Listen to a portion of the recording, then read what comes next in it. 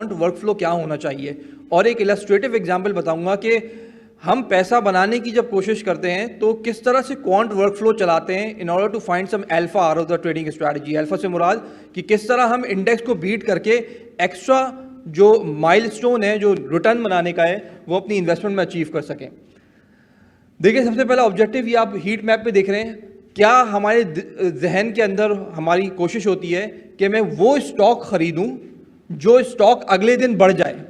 सही है। तो हमारा क्या ऑब्जेक्टिव है यहाँ पे कि मैं वो स्टॉक खरीदूं कि जो अगले दिन बढ़ जाए। इन तमाम इस हीट मैप में से जो साइज है ये वॉल्यूम बता रहा है, उस स्टॉक में कितना वॉल्यूम है, कितने लोग उसमें सरमायाकारी कर रहे हैं, और जो रंग है उसका वो आज के दिन जो रियल टाइम बढ़ रहा है वो बता रहा है। और हमें देखना है कि कल ये स्टॉक बढ़ेगा नहीं बढ़ेगा।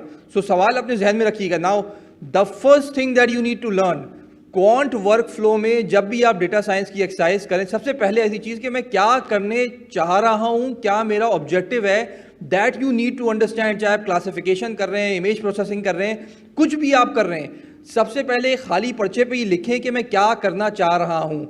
चाहे आप कोई भी डेटा साइंस की एक्सरसाइज करें। अदरवाइज आप होता अमूमी तौर पर डेटा साइंटिस्ट के साथ ये है, जब भी हम सीख रहे होते हैं कि लाइन से 25-30 कोर्स कर लेते हैं और फिर वापस बैक टू स्क्वायर जीरो हो जाते हैं 15 दिन के बाद कि यार ये क्यों इस्तेमाल किया मैंने, इसका क्या रीज़न था। कोहेसिव अंडरस्टैंडिंग लेना बहुत ज़रूरी है whenever you are learning one tool. So हमने यहाँ पे एक अंडरस्टैंडिंग ले ली कि हम चाह रहे हैं वो स्टॉक खरीदना जो कि अगले दिन बढ़ेगा इस इमेज से। अब उस बढ़ने के हमने ऑब्जेक्टिव्स आइडेंटिफाई कर लिए कि भाई हम अंडरस्टैंड करें कि क्वांट वर्कफ्लो क्या होगा, रोबस्ट मॉडल किस तरह हम बनाएंगे, और फिर हम देखें उस वर्कफ्लो में क्या क्या इंपॉर्टेंट चीज़ें हैं, और उसका एक ओवरव्यू लें कि हमें जनरली किस तरह मॉडल बनाने चाहिए, चाहे वो फाइनेंशियल मॉडल हो या उसके अलावा कोई भी मॉडल हो, किस तरह हमें अप्रोच करना चाहिए। और एट दी एंड हम देखेंगे सजेशंस क्या होंगी प्रोग्रामर्स के लिए। सबसे पहले domain knowledge that you need to understand. ये असल में ये पूरी कम्बरसम एक्सरसाइज है, मैं आपको क्विकली कर दूं फिर आपके पास आ जाता हूँ। सो इसकी सब ब्रांचेज हैं क्वांट वर्कफ्लो की।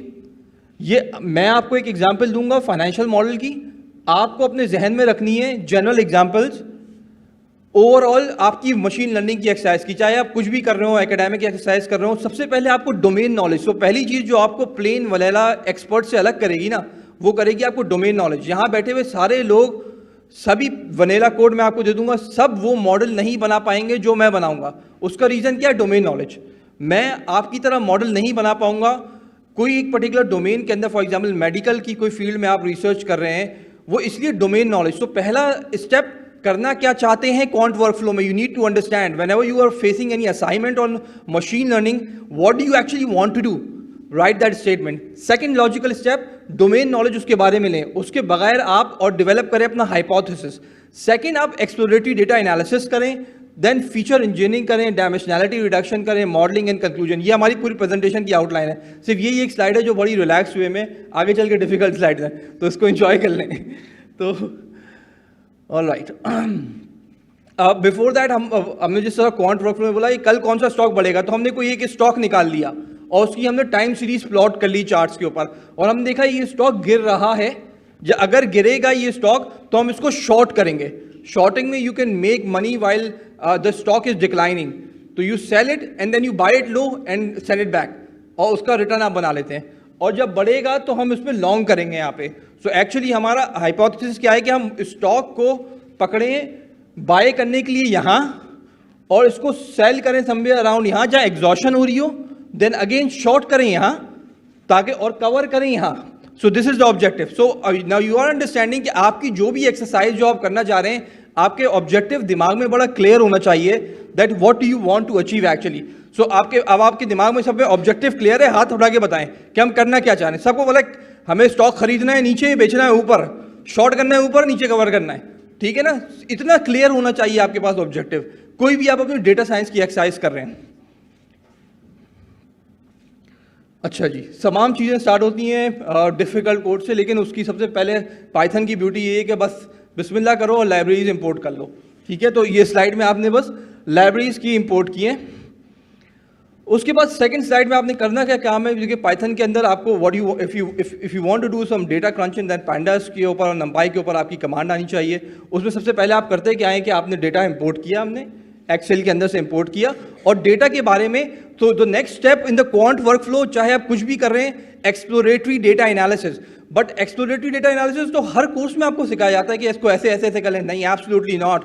What you need to do, अपने ऑब्जेक्टिव से लिंक करें उस स्टेटमेंट को कि मैं करना क्या चाह रहा था, उससे लिंक करते हुए मखसूस एक्सप्लोरेटरी डेटा एनालिसिस पे फोकस करें। So because exploratory data analysis तो बहुत है, 25 तरह के चार्ट बना लो, 25 तरह की समरीज बना लो और उसको देखते रहो, खुश होते रहो। Absolutely not. आपको अपने ऑब्जेक्टिव से लिंक करना है वो एक्सप्लोरेटरी डेटा एनालिसिस। हमने कहा कि मेरे पास फीचर वेरिएबल्स आए थे मेरे एक्सप्लोरेटरी डेटा के अंदर कि पीपीएल की प्राइस क्या ओपन थी, कितनी हाई रही, कितनी लो रही, किस प्राइस पे क्लोज हुआ, क्या उसमें वॉल्यूम रहा, कितना कारोबार हुआ उसके अंदर, दिए मेरे पास फीचर वेरिएबल है। तो अब मुझे पता है अपने डेटा के बारे में कि इसके फीचर वेरिएबल्स क्या हैं। फिर मैंने थोड़ा सा डिस्क्राइब करके एक जनरल अप्रोच ले ली कि भाई देख लूँ कि क्या क्या मीन है। तो मैं देख रहा हूँ कि मेरे जो मीन है मेरे PPL open high low close के, वो सबके करीब करीब है। इसका मतलब पहली हिंट आपके दिमाग में क्या आनी चाहिए। So actually use what you do when you start exploratory data analysis, आपको छोटी छोटी चीज़ों को पिक करना है। अगर आप अच्छे डेटा साइंटिस्ट बनना चाह रहे हैं और आप छोटी चीज़ों को पिक नहीं करेंगे तो आप नहीं बन पाएंगे। आपको दिखते ही पता लग जाना चाहिए कि यार ये 3-4 वेरिएबल्स हैं, ये आपस में एक तरह से मूव करते होंगे, तभी इनके करीब करीब सेम मीन और स्टैंडर्ड डिवीएशन आ रहे हैं। फिर हम इसका एक पेयर प्लॉट बना लेते हैं और फिर देख लेते हैं कि यार ये तो आपने दिमाग में रखा था कि यार मेरे पास जो डेटा आया है उसमें मुझे लग रहा है 3-4 वेरिएबल्स आपस में कोरिलेटेड है, means they move in the same direction, they move together. So what is the next logical step that you want to do. Pair plot बना लिया आपने, कहा ओके गुड यार, ये जो है ये ओपन हाई लो क्लोज, ये तमाम आपस एक दूसरे से almost perfectly close to perfectly correlated है। तो आगे चल के मैं ऐसे वेरिएबल्स मॉडल्स में नहीं डालूंगा जो आपस में एक दूसरे से कोरिलेटेड हो, बिकॉज वो स्टोरी सब मिलके एक ही बता रहे होंगे वापस वाई वेरिएबल के अंदर। तो ये छोटी छोटी चीज़ें आपको अपने मॉडल में दिमाग में रखनी है। तो एक्सप्लोरेटरी डेटा एनालिसिस में आपको ये चीज़ें पिक करनी है। देन आपने थोड़ा सा इसकी डिस्ट्रीब्यूशन देख ली स्टॉक की कि यार मैं स्टॉक की प्राइस डिस्ट्रीब्यूशन देख लूँ।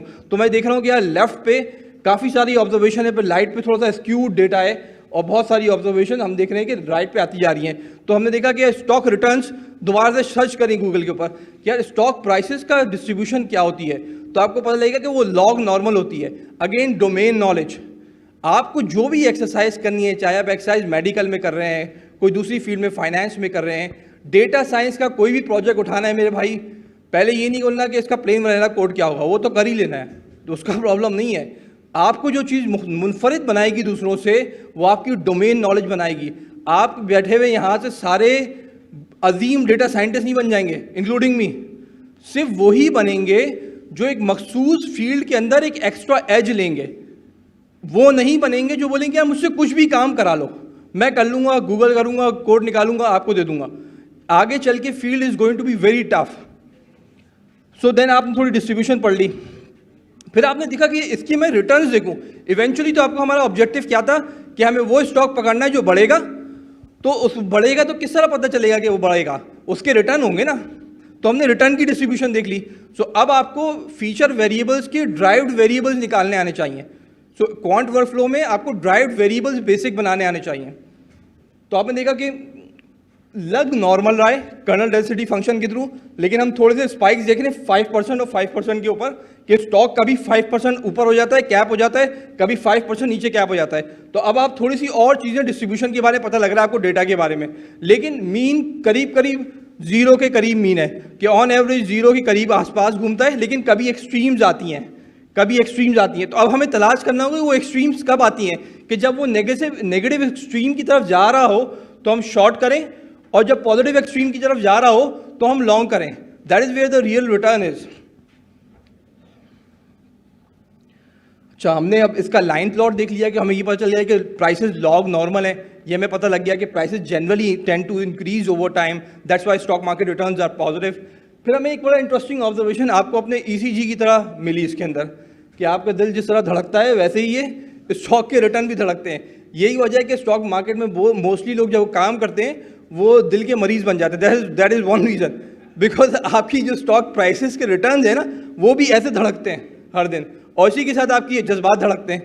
तो ये आपने देख लिया, क्योंकि फाइन यार, इसका मतलब ये कि एक रेंज है -5 +5, और स्टॉक इसके रिटर्न इधर ऑसिलेट हो रहे हैं। अगेन ऑब्जेक्टिव दिमाग में रखना है, मुझे यहाँ पे जब हो स्टॉक और वो यहाँ जा रहा हो ऊपर की तरफ तो मैं इसको लॉन्ग करूँगा, मतलब बाय करूँगा, और जब ऊपर हो और नीचे आ रहा हो तो मैं शॉर्ट करूँगा, वहाँ रिटर्न बनाऊँगा। सो ऑब्जेक्टिव आपके दिमाग में, तो आपने डिस्ट्रीब्यूशन पढ़ ली, ऑसिलेशन पढ़ ली। अब थोड़ा सा और देखते हैं। अच्छा, अब तक आपने सिर्फ किया क्या है, आपने बस forget about the stock return, आपने डेटा लिया है, समझने की कोशिश की है, डोमेन नॉलेज ली है, जाके पढ़ना शुरू किया उसको, उसके बारे में सारा। जब कोई भी टॉपिक हो आपका, पढ़ने के बाद आपने सर्टन ऑब्जेक्टिव फंक्शन बनाया है, एक्सप्लोर करके सर्टन अंडरस्टैंडिंग लिया about the data and certain understanding लिया about the overall mechanism what you trying to achieve. अब दूसरा इंपॉर्टेंट सवाल, हमें चाहिए फीचर वेरिएबल्स, उसमें भी डोमेन नॉलेज का होना बहुत ज़रूरी है। That is what that is something which will differentiate you from A data scientist and will make you this data scientist. जब आप अपने एनालिसिस के लिए डेटा कलेक्शन और ड्राइव्ड वेरिएबल्स बनाना सीख लेंगे, तब आप मुख्तलिफ हो जाएंगे तमाम तर दूसरे डेटा साइंटिस्ट से जो गूगल से कॉपी पेस्ट मारते हैं कोड और आपको दिखा देते हैं एंड आप समझते हैं कि वाह दिल खुश कर दिया इसने। तो आपको उसके लिए डोमेन नॉलेज होना ज़रूरी है। अब हमने जाके पढ़ा कि ठीक है चलो, RSI रिलेटिव स्ट्रेंथ एक इंडिकेटर होता है जो कि स्टॉक प्राइस जब मूव कर रही होती हैं तो ऊपर की तरफ होती है तो बढ़ता है, लेकिन एक हद पे जाके रुक जाता है जब प्राइस ओवरबॉट हो जाती है और फिर गिरना शुरू होता है। उसको हमने इनकॉर्पोरेट कर लिया। इसके लिए स्पेसिफिक पाइथन की खूबी ये है कि आप जो भी फील्ड करना चाह रहे हैं, मेडिकल हो, फाइनेंस हो, जनरल कोई भी फील्ड हो, एरोस्पेस हो, आपको रिलेटेड लाइब्रेरीज मिल जाएंगी।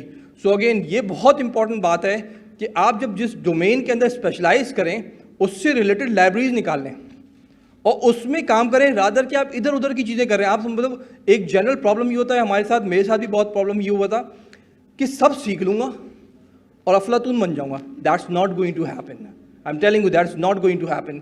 आपने कुछ सीखना है, सबका एक व्यू लेना है, अपना ऑब्जेक्टिव डिफाइन करना है, फिर further you have to drill it down there. So related library, बस फॉर एग्जांपल हमने ये लाइब्रेरीज एक पकड़ ली टैलेब की और हमने कुछ टेक्निकल इंडिकेटर्स कैलकुलेट करा लिए जिसको हम फीचर इंजीनियरिंग कहते हैं, जिसमें आप फीचर्स प्रोड्यूस करते हैं या एग्जिस्टिंग ड्राइव्ड इन्फॉर्मेशन जो हमारी 4-5 वेरिएबल्स ऊपर देखे थे उसकी मदद से फीचर निकालते हैं। अब इसको देखें कि हो क्या रहा है।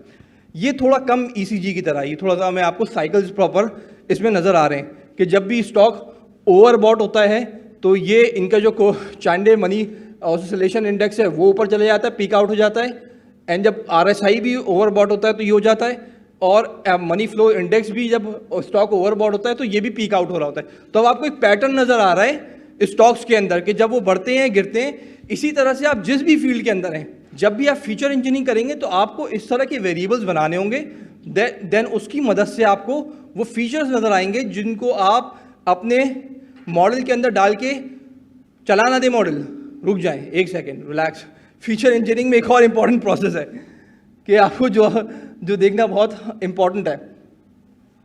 अभी हमने सिर्फ एक टारगेट वेरिएबल बना दिया, अभी वो प्रोसेस आएगा कि हमने कहा चलो y बना दें, जो हमारा ऑब्जेक्टिव था कि जो बढ़ेगा उसको मैच खरीदूंगा, तो हमने उसको एक क्लासिफिकेशन टास्क में बना दिया, अगर बढ़ेगा तो +1 कर दो और घटेगा तो -1 कर दो। तो बेसिक क्लासिफिकेशन स्ट्रक्चर के अंदर हमने फिट कर दिया। ऑल्दो रिग्रेशन भी कर सकते हैं, but stock price generally are very volatile और डे टू डे उनकी प्रेडिक्शन बहुत नेक्स्ट टू इम्पॉसिबल होती है। So probably you can start with the direction, but then if you take the moving average of the price, then you can actually predict the exact value with regression. अगर आप 9 दिन का, 14 दिन का, 20 दिन का मूविंग एवरेज लें तो जनरल एवरेज प्राइसेस ले सकते हैं। तो हमने उसको बेसिक एक्सरसाइज में रखा। I know you hate code, तो उसको आगे बढ़ा देते हैं जल्दी से। सॉरी, ये दोबारा आपको कोड मिल गया है यहाँ पे। तो अब हमें किया क्या कि हमने वो कोड लिया, अब हम थोड़ा सा और एक्सप्लोर करेंगे। जो वेरिएबल्स हमने बनाए हैं उनको हम फर्दर देखेंगे कि हम इतने सारे जो वेरिएबल्स, एक और भी प्रॉब्लम है, सारे वेरिएबल्स लगा के रख दिए। मेरा मॉडल है 250 वेरिएबल्स हैं उसके अंदर। भाई क्यों है? जरा उसको खोलो, उसकी ज़रा डायमेंशनैलिटी रिडक्शन देखो, कोई फजूल मॉडल चेक करो उसके अंदर, तो 80 से 90% मॉडल जो है, तो जो वेरिएबल होते हैं फजूल पड़े होते हैं। वो इसलिए कि फील गुड फैक्टर आता है ना एक, हम सबको कि यार 50 मॉडल हमारे वेरिएबल्स हैं और ये हमारा प्रोप्राइटरी मॉडल है। That's all bullshit. सही है, as long as you are producing good result with few variables and that is consistent and robust, that is what you should aim at. तो हमने इनको कोरिलेशन मैट्रिक्स के through थोड़ा further इसमें वो करेंगे। हमने कहा कि थोड़ा सा इसमें से जो नल एंट्रीज हैं वो हटाएं और वो जो वेरिएबल्स जो हमें यहाँ नजर आएंगे। अब यहाँ आपको देखिए बहुत सी चीज़ें नजर आएंगी जो हमने की हैं। हमने को रिलेशन मैट्रिक्स बनाया, हमने देखा भाई मुझे इस तमाम फीचर सेट में से वो वेरिएबल्स दिखा दो जो आपस में बहुत ज़्यादा कोरिलेशन रखते हैं और वो एक्चुअली कोशिश कर रहे हैं वाई वेरिएबल को ड्राइव करने की। वाई वेरिएबल भी है इसके अंदर, तो हमने उसको अवॉइड किया। तो मैं ऊपर ओपन, हाई, लो, क्लोज आपस में कोरिलेटेड रखते हैं। तो जो आपस में कोरिलेटेड वेरिएबल्स इतने मौजूद हैं किसी भी आपके एनालिसिस के अंदर, और आप ये आइडेंटिफाई कर लें, तो फीचर इंजीनियरिंग के अंदर ही आपको डायमेंशनैलिटी रिडक्शन करनी है कि आपने कहा ये जो फजूल वेरिएबल्स हैं I need to get rid of them. So आप उसको रिड्यूस करें अपने मॉडल से, और आपको मॉडल को सिंपल लेकर आना। तो सिंपलिसिटी के स्टेप्स के अंदर you have to reduce the dimensionality so that you don't use unnecessary computing power when you doing the analysis. And आपने जो बुनियादी इकोनोमेट्रिक्स में पढ़ा होगा कि 10 की असम्पशंस होती हैं कि आपस में जो फीचर वेरिएबल्स हैं वो एक दूसरे से कोरिलेटेड ना हो, वो भी आपको you have to make sure correlation matrix के through. So that is just one of the ways where you can actually achieve that. लेकिन देखें ब्यूटी है पाइथन की कि ये सब चीज़ें एकदम कॉम्प्लेक्स हो जाती हैं when you want to do it, और ये एक्सरसाइज कर रहे हो आप। लेकिन पाइथन में दूसरे पैकेजेस हैं कुछ साइकिट लर्न के अंदर कि आपको ऑब्जेक्टिव क्या था, फजूल वेरिएबल्स निकालना। अगेन जो भी आपको एनालिसिस कर रहे हैं उसका ऑब्जेक्टिव दिमाग में रखें कि जब फीचर इंजीनियरिंग कर रहे हैं और फीचर डायमेंशनैलिटी रिडक्शन कर रहे हैं तो your objective is to get rid of unnecessary variables. But how do you find out whether a variable is unnecessary or necessary? That's a $1 million question. You use correlation matrix analysis, you found out कि okay fine इनकी बहुत आपस में ही correlated बहुत है, उनको मैं reduce करूँगा। बट मैं वो कौन सी ऐसी एक्सरसाइज करूँ जिसके तहत मुझे पाइथन ये काम करने को देते हैं। वो लेजी लोग तो है ना हम लोग, आपको पता है ना कि हर चीज़ पाइथन करे तो पाइथन ये कर देगा आपके लिए, डोंट वरी अबाउट इट। सो आपने किया क्या, आपने बेसिक लॉजिस्टिक रिग्रेशन चलाई और आपने किया ये कि आपने एक एस्टिमेटर बनाया रिकर्सिव फीचर एलिमिनेशन का। ये मेथड आप साइकिट लर्न से पढ़ें जो रिकर्सिवली अननेसेसरी फीचर्स को एलिमिनेट करेगा जब तक आप चाहेंगे कि एक मिनिमल नंबर ऑफ वेरिएबल्स मुझे ना दे दो। मुझे 4 वो वेरिएबल्स चाहिए जो मेरे मॉडल पे हाईएस्ट एक एक्यूरेसी ला सकते हैं, और जो ये 15-20 वेरिएबल्स हैं इनको इधर से मॉडल स्टार्ट करो बार बार और उसको चलाते रहो, और जो फजूल मॉडल्स हैं उनको रिकर्सिवली एलिमिनेट करते रहो। सो ये उर्दू में आपको बता दिया। अब वो 1 बार करेगा, 2 बार करेगा, 3 बार करेगा, उड़ाता रहेगा, एस्टिमेटर बनाता रहेगा, बोलेगा मॉडल की एक्यूरेसी क्या है, ओके सबसे फजूल मॉडल का कोफिशिएंट क्या था, उड़ा दो उसको। फिर दोबारा मॉडल चलाएगा पूरा, फिर बाकी के बच्चों पे वो चलाएगा, फिर देखेगा एक बच्चा फजूल है इसको निकाल दो। तो ये जो एक्सरसाइज जो आपको पूरे दिनों में लगेगी ना, ये एक्सरसाइज वो सेकंड्स में करके आपको दे देगा और आपका मॉडल क्लीन कर देगा। सो एक्चुअली जो एंड गोल है आपका फाइनल मॉडल का, उससे पहले भी आप रिकर्सिव फीचर एलिमिनेशन के थ्रू 2-3 बार मॉडल्स रन कर सकते हैं मुख्तलिफ एल्गोरिथम्स के through, and you can make the model simpler before doing the actual analysis. Actually I am sorry, ये बहुत ज़्यादा आपको टैक्सिंग कोड है, I am just trying to keep it as interesting. तो आपने किया, इसको रन किया, उसने आपको बताया कि भाई ये जो 4 जो फीचर्स हैं ये मुझे बेहतर लगे, आपका जो एल्गोरिथम आपने दिया था उसके मुताबिक, इनको मैं चाहूँगा कि आप रख लें, और जो इससे ज़्यादा जो ऊपर से आपने जो बनाए थे उनको आप निकाल दें। इसमें आपको फिर भी निस्बतन बेहतर एक्यूरेसी आपको अचीव हो गई मॉडल के अंदर। सो ये same thing applies to your task that you want to achieve, कि पूरा भमार नहीं लगा देनी आपको कि आज मेरा ऑब्जेक्टिव है कि मैं डीप लर्निंग मॉडल चलाऊंगा और 250 फीचर वेरिएबल बनाऊंगा, चला दूंगा और 3 दिन लगे रहेंगे और खुश हो रहा हूँ बैठ के यार मॉडल चल रहा है मेरा और something amazing is being developed. Okay, तो आई थिंक एंसेम्बल में भी थोड़ी सी बात की हमने। अब हमने फाइनली कहा कि चलो ठीक है, हमारे पास डायमेंशनैलिटी रिडक्शन के थ्रू फीचर इंजीनियरिंग पहले, फिर डायमेंशनैलिटी रिडक्शन के थ्रू कुछ वेरिएबल्स निकले जिस पे हम फाइनली कोई मॉडल रन करेंगे। मॉडल रन हमने बेसिक मैट्रिक्स के अंदर अगर देखें तो क्लासिफिकेशन का मॉडल हमने रैंडम फॉरेस्ट को यूज़ किया और एक रैंडम फॉरेस्ट का मॉडल बना दिया। हमने कहा यार ओके फाइन, द रिजल्ट्स आए तो वो एक्यूरेसी 49.1 नॉट सो गुड, इतनी अच्छी एक्यूरेसी नहीं है। लेकिन आपको अगेन ये भी देखना होगा, अगेन सिर्फ प्लेन वनीला कोड नहीं चलाना भाई, ये दिमाग में रखना।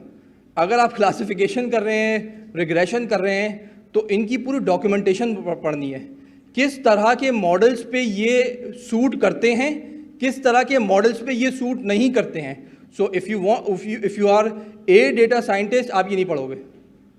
If you are the data scientist, you will know exactly कि यहाँ पे मुझे क्या ड्रॉबैक हो सकता है, क्या डोमेन नॉलेज मेरी बता रही है कि ये इस मॉडल की जगह में ये मॉडल चलाता ज़्यादा बेहतर एक्यूरेसी आती, या ये may be this accuracy is pretty good, या कोई और मेरे पास मैट्रिक्स है जो कि मैं इसी क्लासिफिकेशन रिपोर्ट में पढ़ सकता हूँ एंड आई कैन फील कि यार ठीक है यार ये फिर भी बेहतर है, मैं इसमें और क्या काम करना है. So these are a lot of questions when you run the modelling, they come to your mind that you need to address.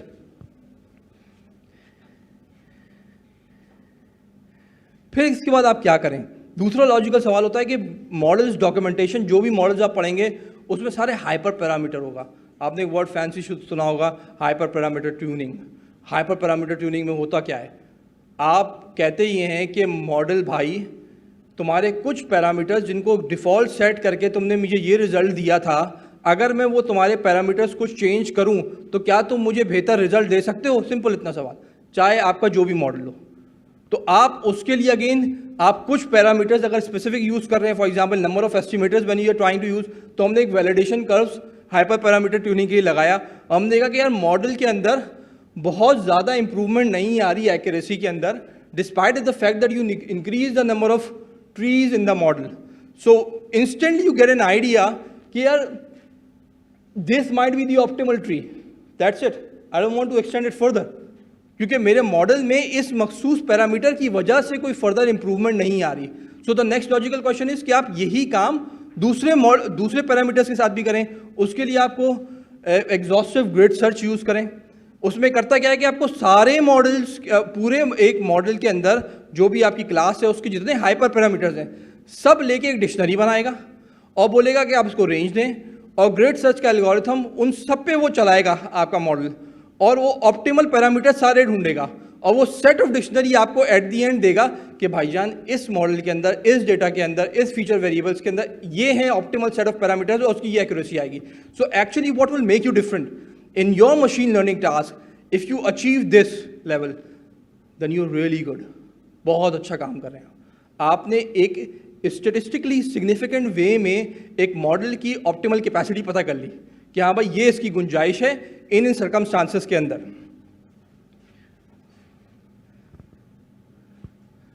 Then उसके बाद दूसरी बारी आती है कि ठीक है यार ये मेरे इस फीचर वेरिएबल्स के साथ ये मेरी कैपेसिटी थी, मैं अपनी ऑप्टिमाइज कर. Then the next logical question is कि आओ चलो देखते हैं दूसरे मॉडल को एक्सप्लोर करते हैं. चॉइस तो बहुत है ना, वनीला कोड तो बहुत है ना, बिस्मिल्लाह करते हैं. आपके पास फीचर सेट्स हैं, बिस्मिल्लाह कीजिए, दूसरा मॉडल लगा दीजिए.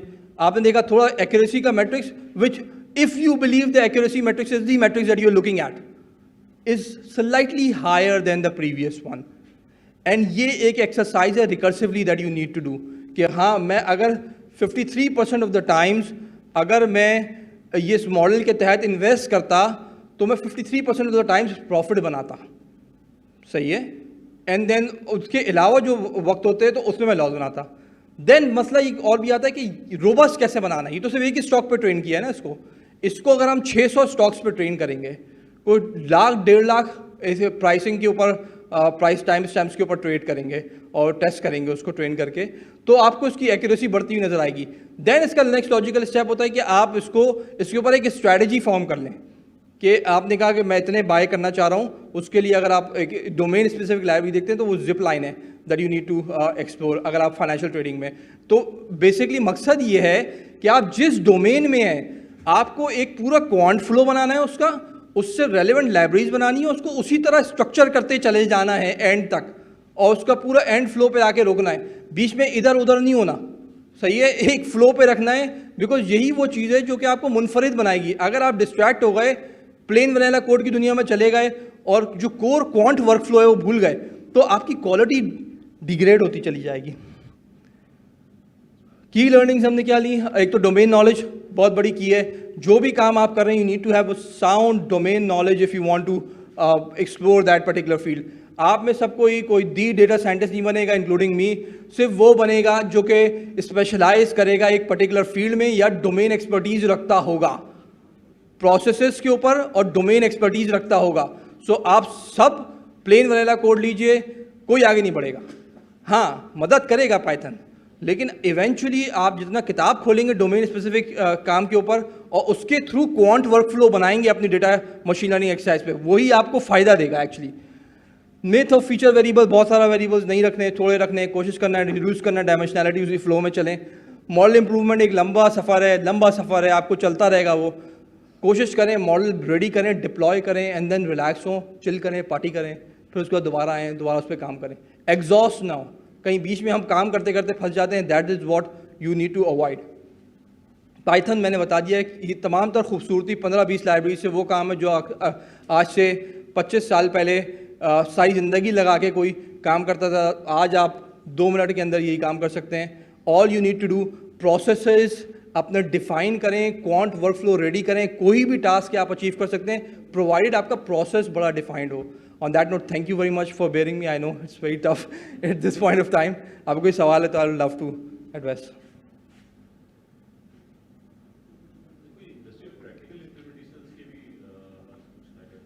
देखिए, इंडस्ट्री में दुनिया भर में बहुत ट्रेडिंग स्ट्रैटेजी, जितनी सिस्टमैटिक ट्रेडिंग है वो दुनिया भर में अब सारा क्वांट बेस्ड हो गई है, ऑटोमेटिक हो गई, सिस्टमैटिक हो गई। पाकिस्तान में भी ग्रेजुअली अब स्टॉक एक्सचेंज में इंप्रूवमेंट जो आ रही हैं, इसके बाद सिस्टमैटिक ट्रेडिंग इंप्रूव आएगी, मुतारिफ कराई जाएगी, and that is where it becomes very key. Because मैंने तो सिर्फ एक डायमेंशनल एक्सप्लोर की है।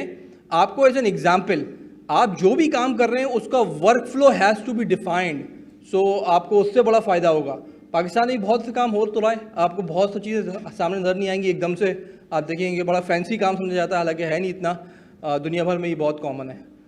जी sir please.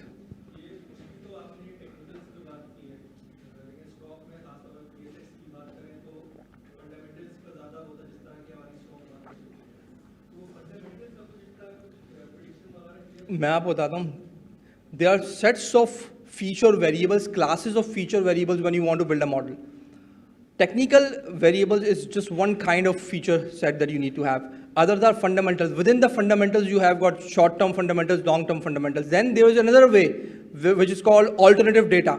That is another class of feature variables that you can put into that.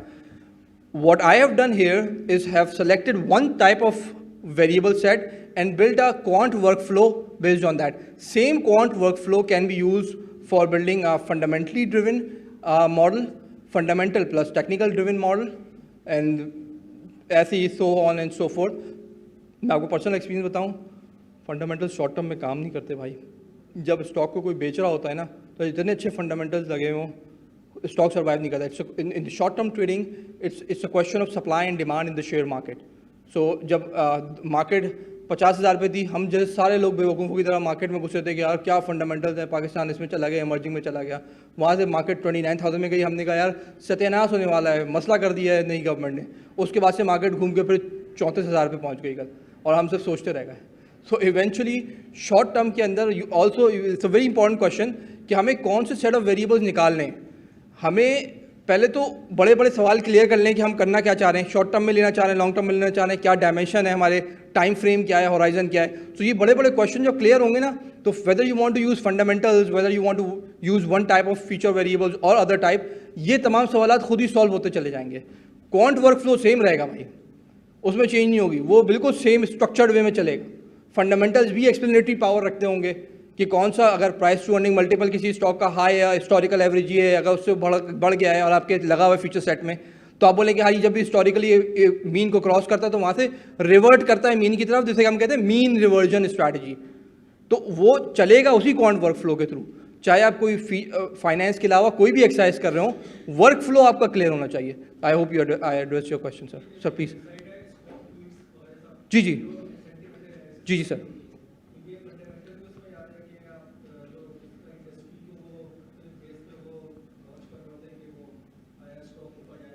Ji sir, वो होता ये है कि sentiments are another class of feature variable that you have. Because अब मैं कब स्टॉक बाय करूंगा, जब मेरा दोस्त बोलेगा यार ये कंपनी में नया प्लांट लगाने वाली है, तो मेरा उसके बारे में सेंटिमेंट, ये रुझान मुस्बत हो जाएगा। मैं किस तरह रिफ्लेक्ट करूंगा वो रुझान, मैं ट्वीट करूंगा या फिर मैं फेसबुक पे दोस्तों को बताऊंगा, तो वो सिंबल और वो जो फ्रेज है वो एनएलपी के थ्रू पकड़ेगा, बोलेगा हाँ ये पॉजिटिव है इस स्टॉक के बारे में। तो जब ये स्टॉक के बारे में पॉजिटिव कोई चीज़ आती है तो अगले दिन का रिटर्न उसका ज़्यादा होता है, लोग ज़्यादा डिमांड करते हैं। तो वही फीचर वेरिएबल स्टॉक ट्वीट्स या दूसरी वेबसाइट्स देती हैं।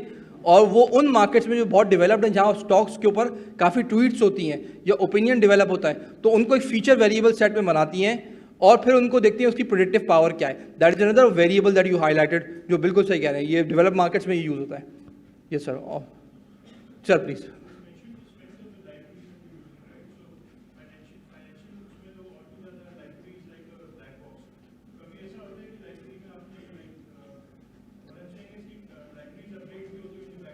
जी जी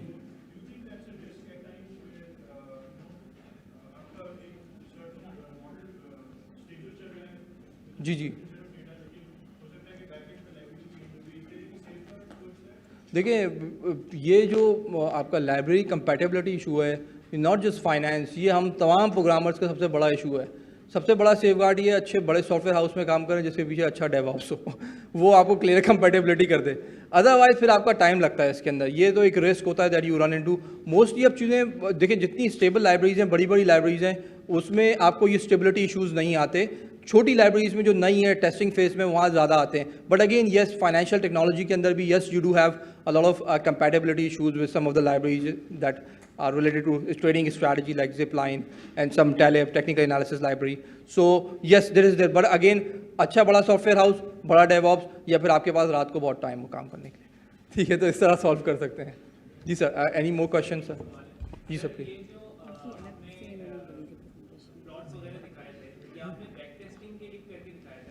देखिए इसमें जी जी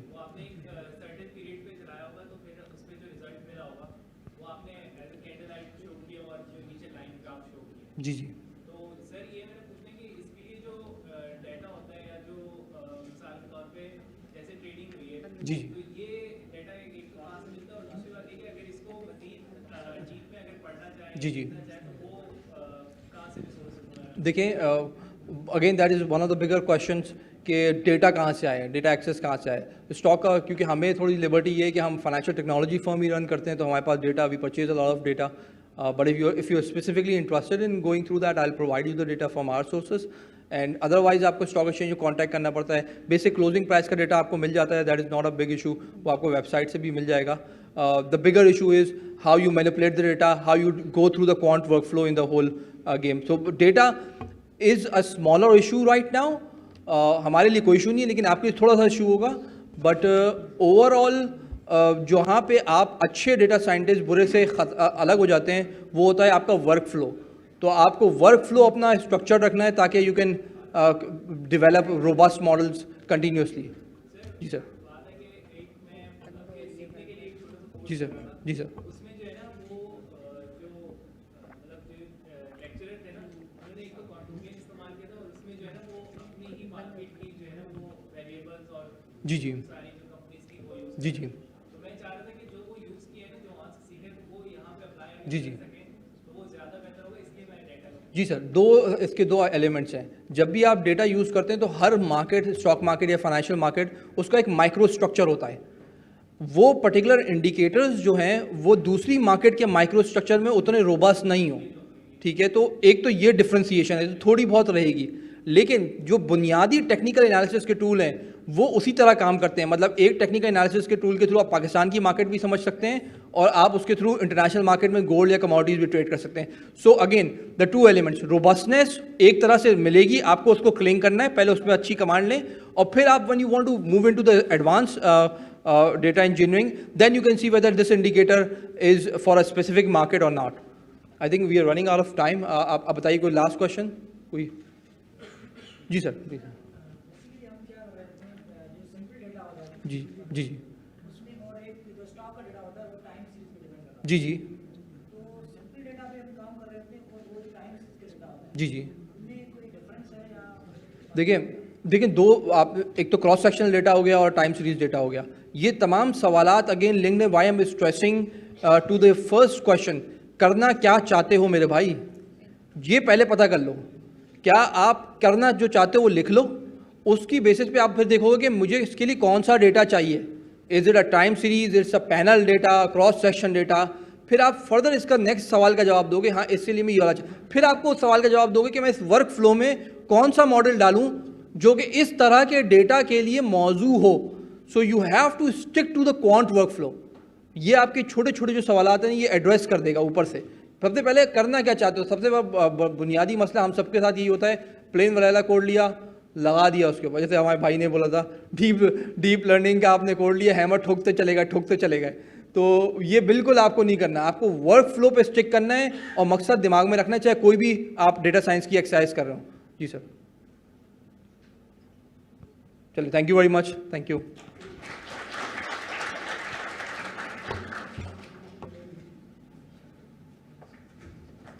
Thank you, sir.